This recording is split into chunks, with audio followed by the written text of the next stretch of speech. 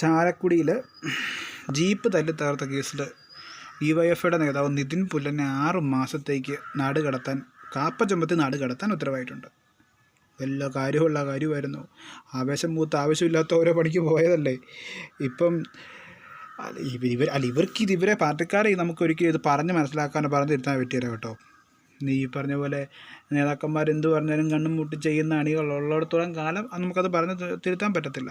ഇത് ഈ പാർട്ടി എന്നല്ല, എല്ലാ പാർട്ടിയിലും ഉണ്ട് കേട്ടോ. ഇതുപോലെ അമിതമായിട്ട് അല്ലെങ്കിൽ അന്ധമായിട്ടൊരു പാർട്ടി പ്രവർത്തനത്തിൽ അങ്ങനെ ഒത്തിരി പേരുണ്ട്, അതില്ലെന്നല്ല. പക്ഷേ ഇപ്പം പോയപ്പോൾ ആർക്കും പോയി 6 മാസമെങ്കിൽ 6 മാസം മാറി നിൽക്കണം. അത് വിട്. ഇങ്ങനെയൊക്കെ ഒരു കേസ് പ്രതിയായി കഴിഞ്ഞിട്ടുണ്ടെങ്കിൽ പിന്നീടുള്ള ബുദ്ധിമുട്ടുകൾ ഇപ്പം നമുക്കിത് മനസ്സിലാകില്ല. ഇങ്ങനെ ആവേശം കയറി നിൽക്കുമായിരിക്കും പാർട്ടിയുടെ പേരും പറഞ്ഞത്. ഒരു ടൈം വരെ ഇവരെല്ലാവരും കാണും, അത് കഴിഞ്ഞ് ഇവരാരും കാണുകയില്ല. അവനവൻ എപ്പോഴും അവനവൻ മാത്രമേ കാണുകയുള്ളൂ. അല്ല, അതിപ്പം ചിന്തിക്കുകയില്ല കേട്ടോ. കാരണം പാർട്ടി ആവേശം ഇതൊക്കെയായിട്ട് നിൽക്കും.